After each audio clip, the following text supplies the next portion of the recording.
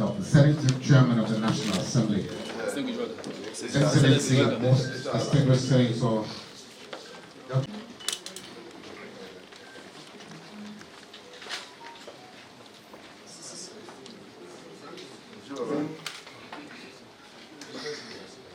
Recognize my colleagues,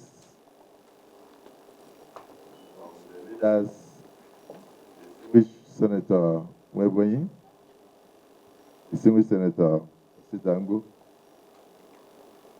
all the way to all the distinguished senators, starting from Baba,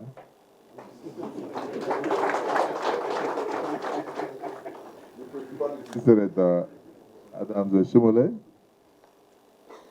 because we have, as we stayed almost 2 days just to have this meeting. It shows the concern that you have for the people of Niger Delta. It shows your zeal, your determination to turn around the misfortunes of the people of Niger Delta.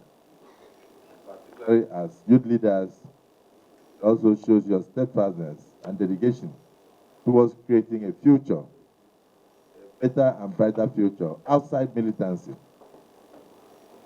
outside insecurity, outside other vices for the children of Niger Delta today and those yet unborn. So I congratulate all of you. The journey of 1,000 miles begins with a step. And you've taken the first step to highlight your concerns in the Niger Delta region. I'm proud of you. Like you said, the first time we had a Senate President in the Niger Delta region was about 46 years ago. And people should not forget that. No matter what mischief others attempt to do, the opposition rank and file, the Niger Delta people will not toy with this position of Senate President.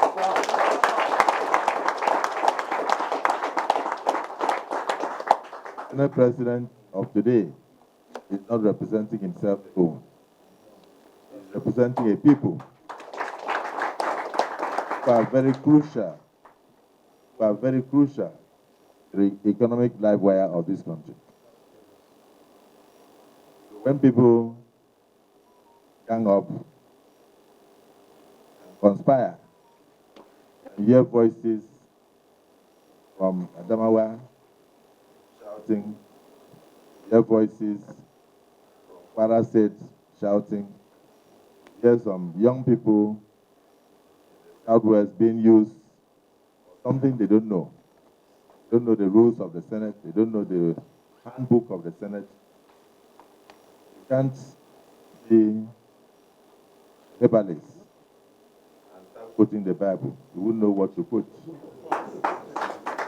So if you do not study the Bible, you have nothing to do with Christianity. You cannot claim to know the Bible more than the Pope.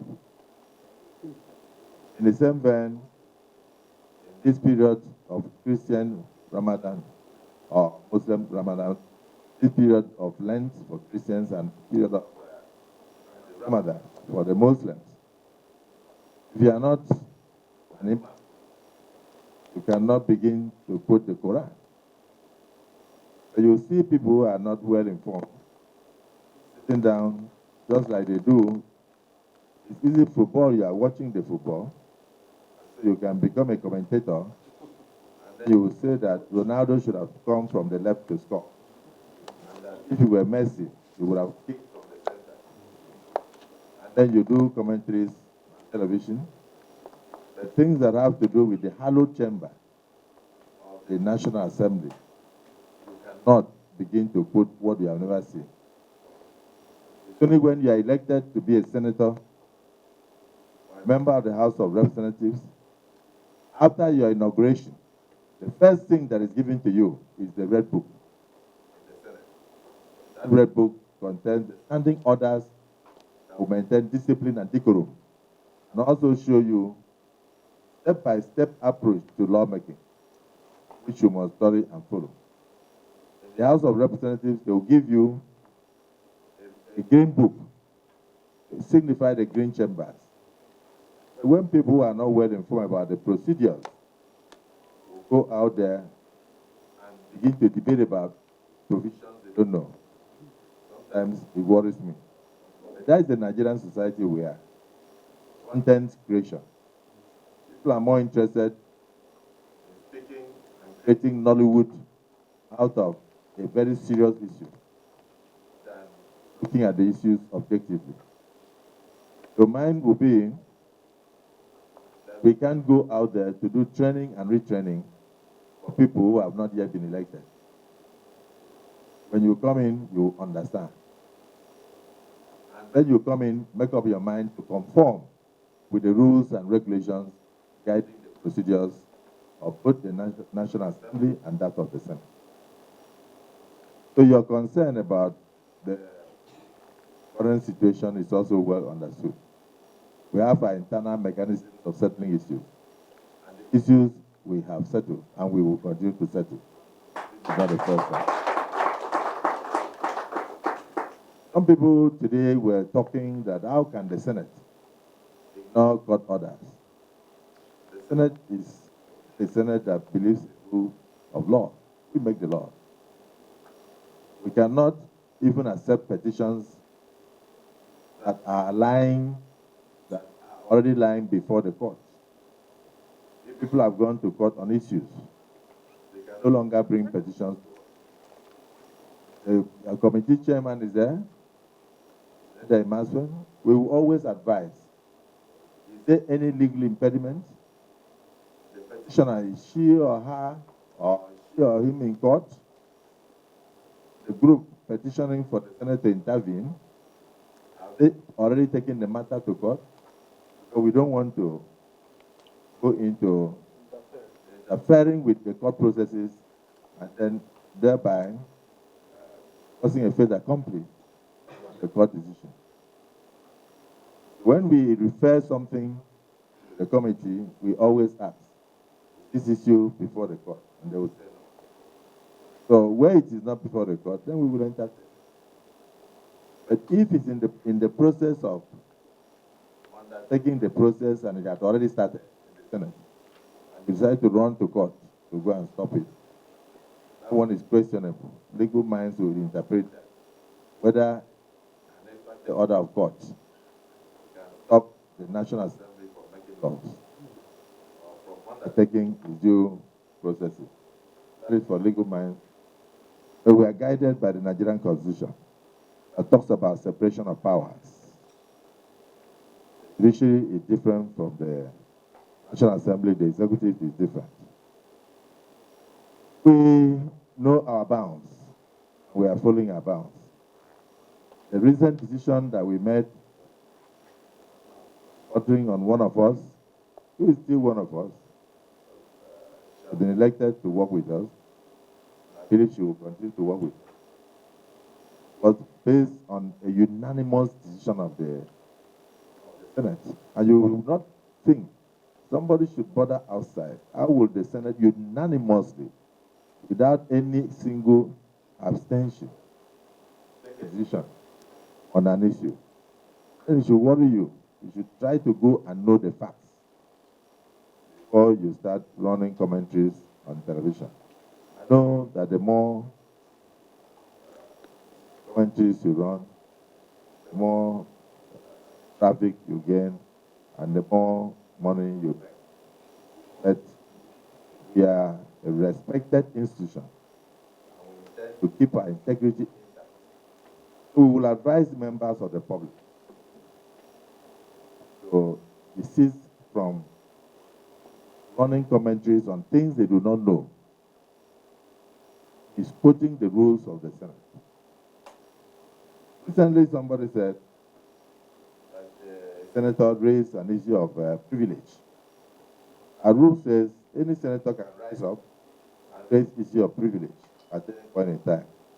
And that is enshrined in section 10 of the standing orders of the Senate. The same rule book states that in section 6, subsection 1 and 2, that before you can raise your hand, you must be recognized. And before you can speak in the Senate, you must sit on the seat that was allocated to you. So you cannot raise issue of privilege from some other person's seat. You will not be allowed to speak. I think this clarification is important. Because some people feel, oh, the moment he or she raised issue of privilege, the person should have been allowed to speak. We must also be careful about the nature of people that we send to the national. Where you see your fathers, who are 80 years old, 79 years old, who are accomplished, ministers, former commissioners, legal minds, senior advocates of Nigeria, former governors, former this, former that, and even former Senate presidents contesting to come back to the Senate. Then you should know that there is something in that.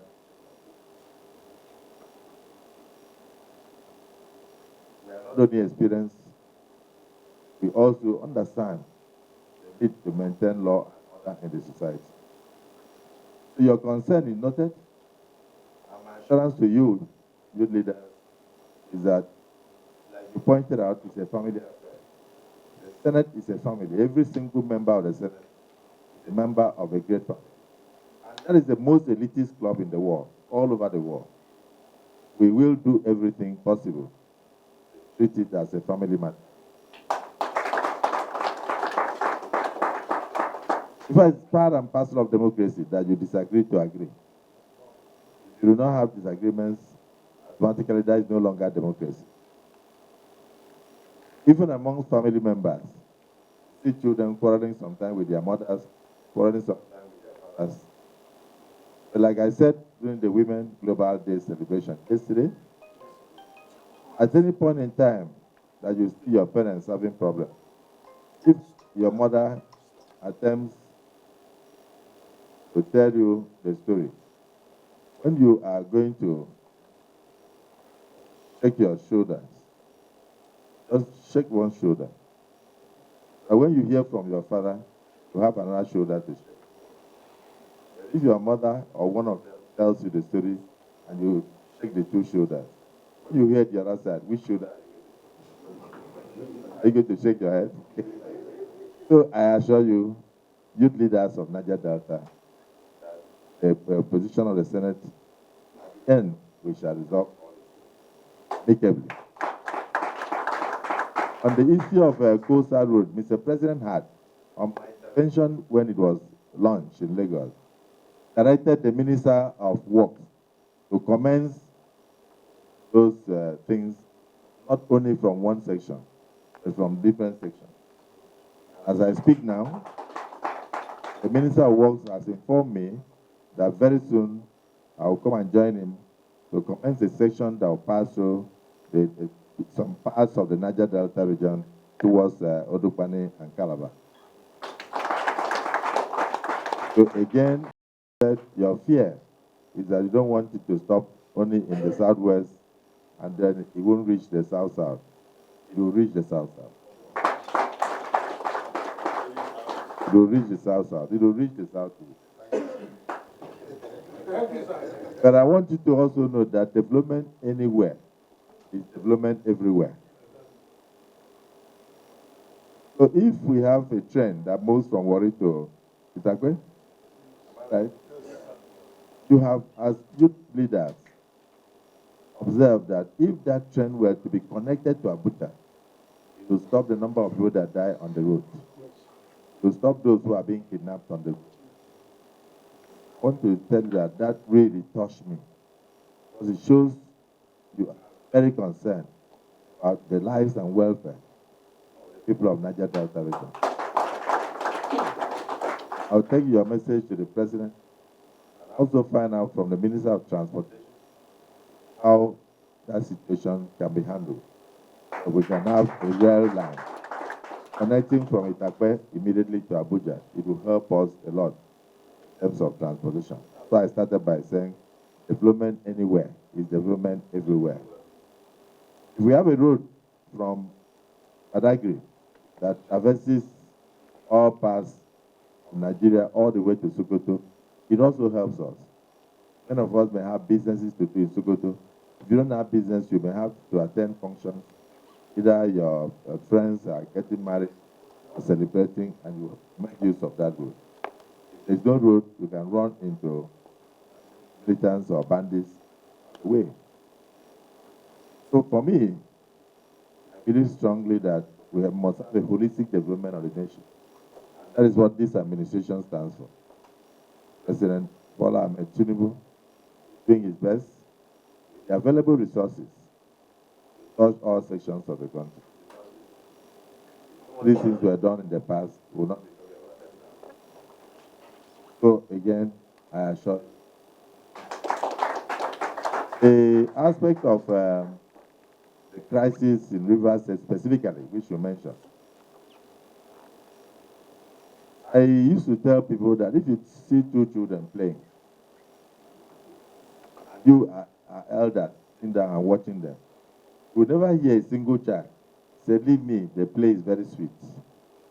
You only hear the child shouting, "Leave me, I'm injured." So sometimes, as elders, you may make subterranean attempts to bring peace, and some may become bellicose. In other words, refuse to see the need for peace. They insist, let's go to the highest court, let's do this, let's do that. And when you come back, sometimes courts do not really bring decisions that will bring peace. Court will only rule according to the facts presented before it. And the ruling may not bring peace. But it is only human beings, when they dialogue, that can bring peace. That's the way I see it. So I want to assure you that myself, and the leaders, the senators, particularly senators of Niger Delta, will take up your request and see how we can bring peace to that to Rivers, in fact, any other fractured area of subnational that will require peace. Peace in Rivers State, peace in the Niger Delta. So I thank you as youth leaders for showing concern. Listening to you, seeing the large delegation, you have given us hope that the future is bright and we are going to have good success.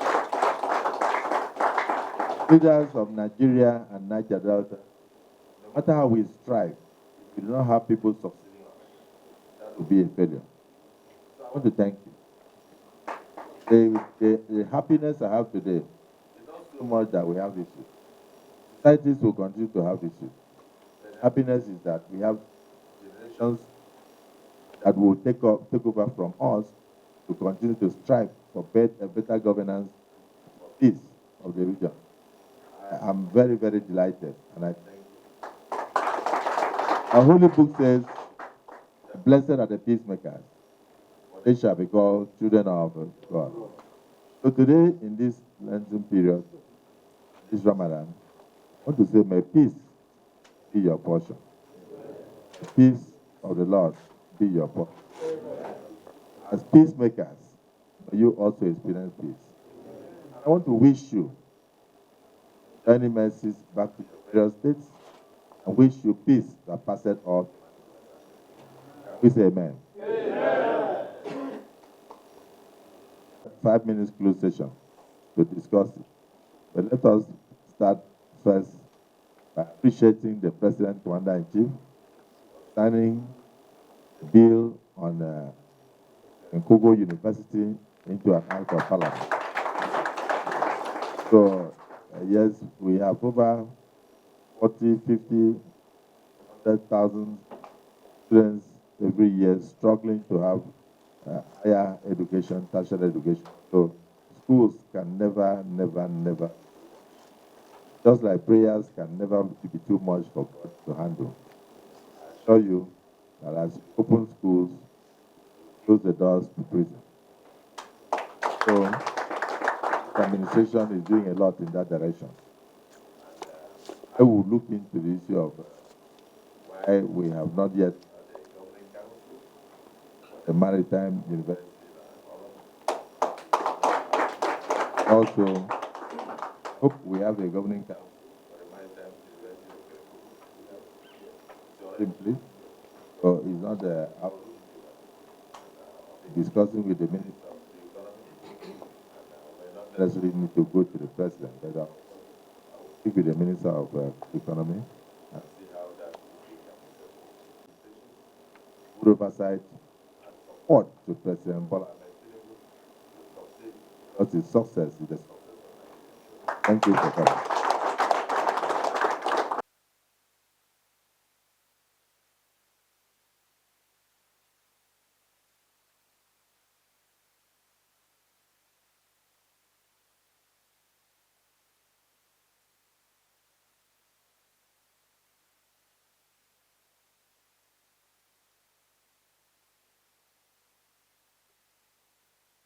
Best advantage of regional coordination. Every of us needs one another if our region must make progress together.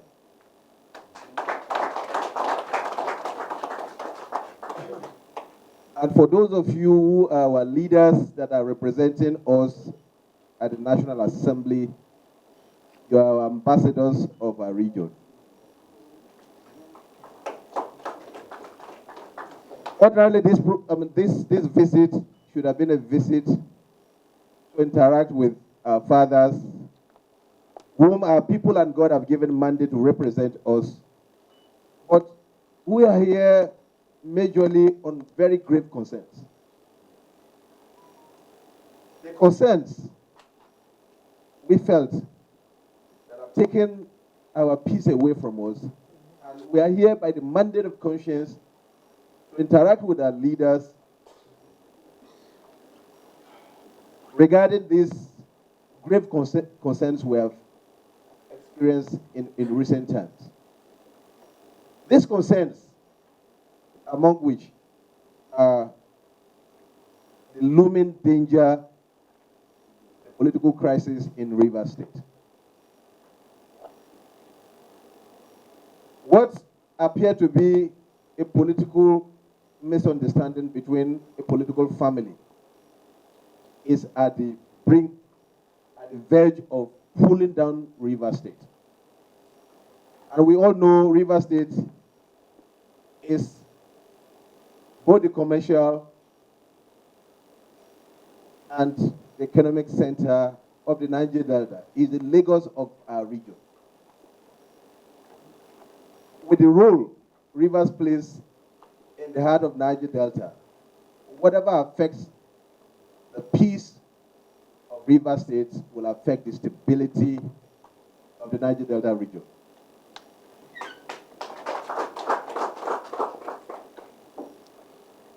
You are blessed as leaders of our region, and for our host, you are the political leader of the people of the Niger Delta today. I am aware, acutely aware, that the last time the South, especially the Niger Delta, ever had the opportunity to preside over the National Assembly was during Joseph Wires. And that's several decades ago. So your office is a pride to the people of the Niger Delta.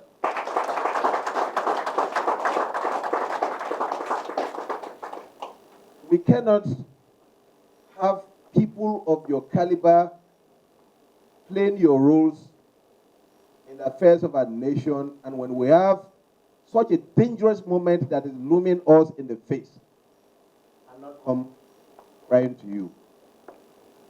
We came here to appeal to you to intervene in the festering crisis in Rivers State. It's no longer an issue between former Governor Nyesom Wike and the incumbent Governor Fubara anymore. It's a threat to the peace of both Rivers State and the entire Niger Delta. Therefore, silence can no longer be golden in this circumstance. Our appeal to you here, Your Excellency, is to use the exalted office you have. Reach out to the President of our nation. He is the father of all, by both experience and the position he occupies.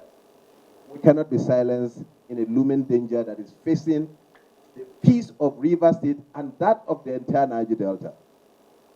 We're talking out of experience. We're not threatening, but if this is not managed within this manageable threshold, it can inflame avoidable violence in our region. And if whatever, Rivers State goes down, Niger Delta will find it difficult to stand. So please, our leaders here, please, political solution is required now. Now is the time. It might be too late tomorrow. Your Excellency. We have another very grave concern, especially the avoidable, especially media outbursts bordering on allegations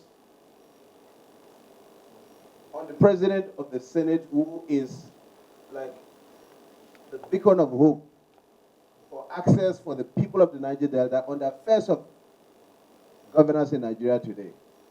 And we're concerned even the more because this is happening or coming from a family we all know as part of your family, the Udwanga family.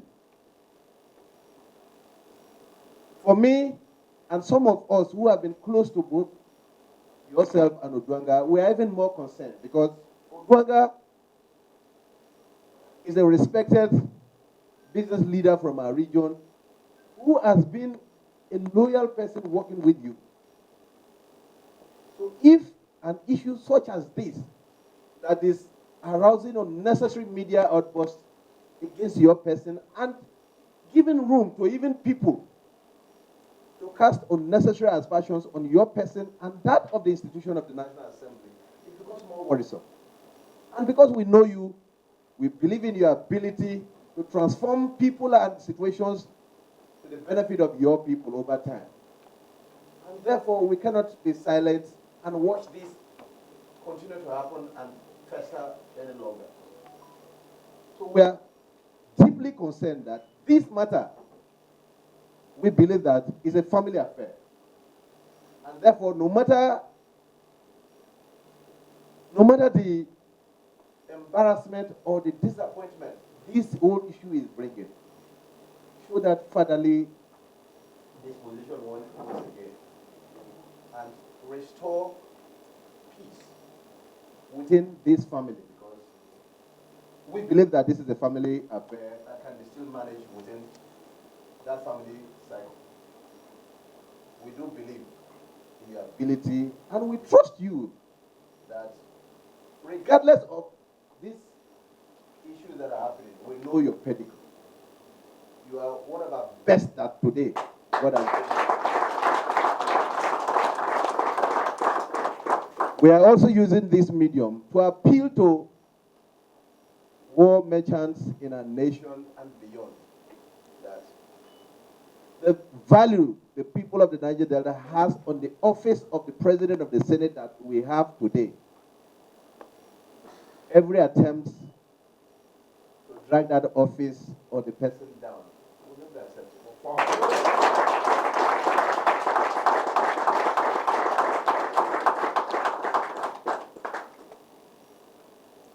We are here to clearly tell you and the world that we're absolutely behind you.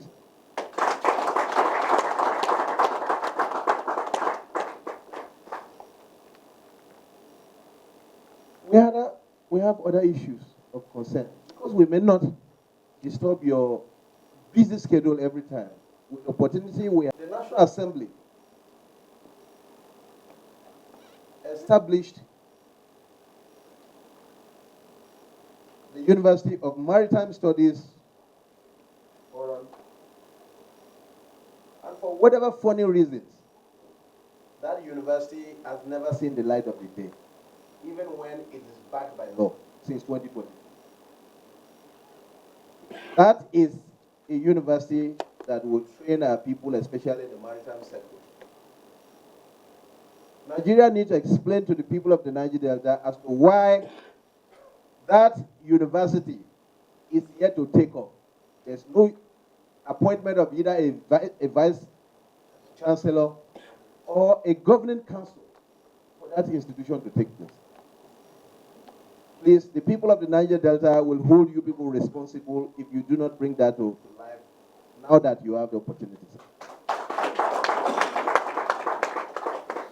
Everything about that university needs to take off as quickly as possible, sir.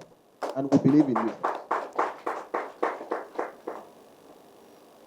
Your Excellency and our fathers here,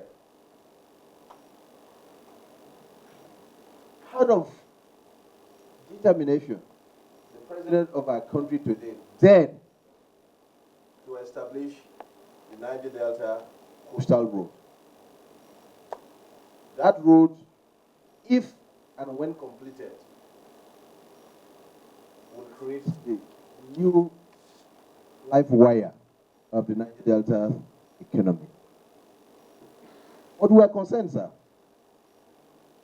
that that road is starting from Lagos, coming to the far end.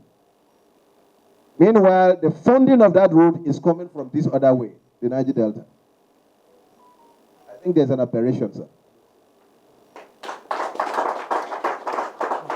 We want to appeal that now that it has started off from Lagos, we fear that it may end maybe around Ondo State, and then the tenure has ended, and then it becomes another white elephant project.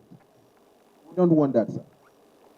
Therefore, we are appealing that you use your good office in collaboration with our leaders here, that project needs to be mobilized from the middle of Niger Delta, going to Utukpani in Cross River, as well as going to join the one they are already connecting from Lagos.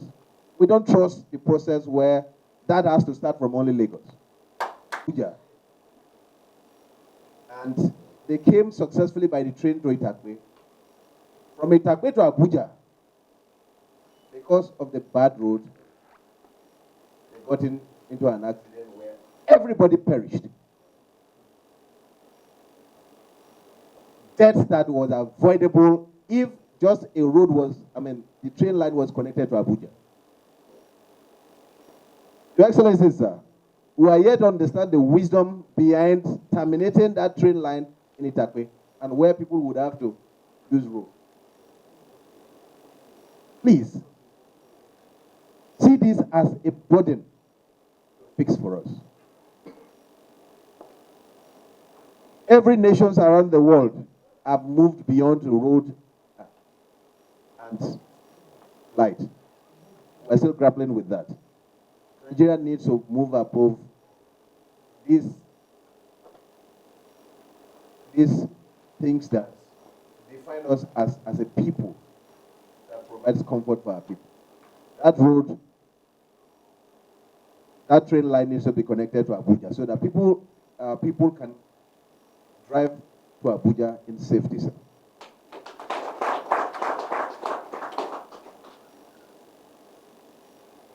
Niger Delta, inarguably, is the life supplier in terms of economy to our nation. Incidentally, the entire Niger Delta states are naturally having seaports. We are aware of the serious efforts you did while governor of Akpabio State to make Ibaka deep seaport functional. But of course, certain projects cannot be handled by states. For whatever reasons, that didn't see the light of the day. Today, you are the center. You can no longer give excuse as to why these things that the states didn't have money to do cannot be done now. If Nigeria can afford a road from Sokoto, a superhighway from Sokoto that contributes almost nothing to our ports, try to connect to Badagry. The Niger Delta needs to have that priority, sir. And there's no better person to pass that message to the president and the leaders of our nation to see what affects the Niger Delta as their priorities. We believe in you. There are other seaports in Nigeria, especially within the Niger Delta, that have been deliberately abandoned, crippled, or only Lagos. The wealth of Lagos is a Nigerian wealth, but there's no reason to stop every other region for only Lagos to thrive. Therefore, if we expand the business frontiers, especially in the seaport business, the entire Niger Delta can open up for business activities. And where business activities thrive, there's a latent function that economy alone solves: issues of insecurity. Once Niger Delta is open to business and people get to find meaning to their lives, issues of insecurity will naturally give way for growth.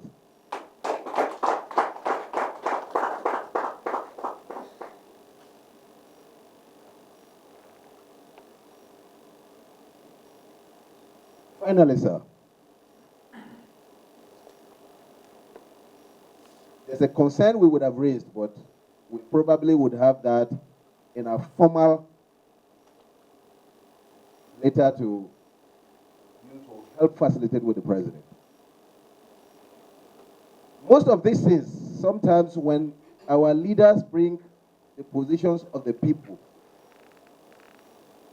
sometimes they think that you are fabricating stories.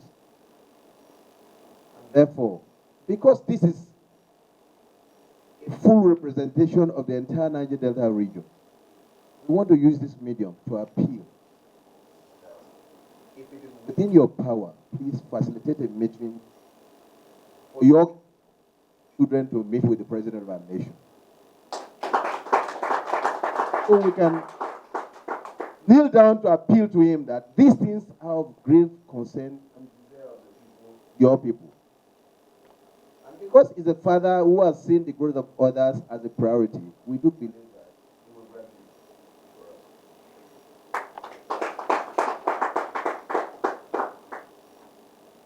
Your Excellency,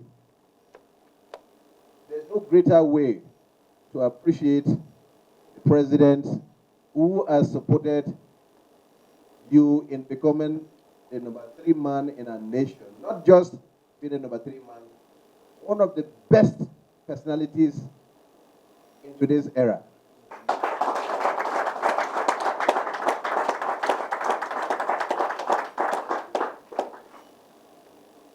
If with the team of our people with you, I see every effort you do in this country genuinely for the good of your people, I believe that we have a listening president at the moment.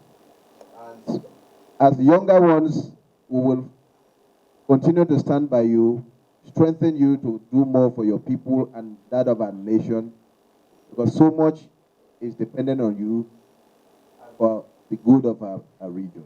Your Excellency, we cannot thank you enough for granting us this audience. Even within a short period, we made this.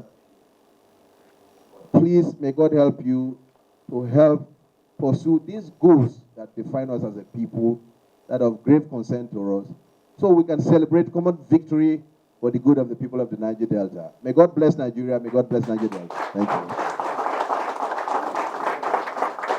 Senior, having to hand over the common. Your Excellency, whilst he was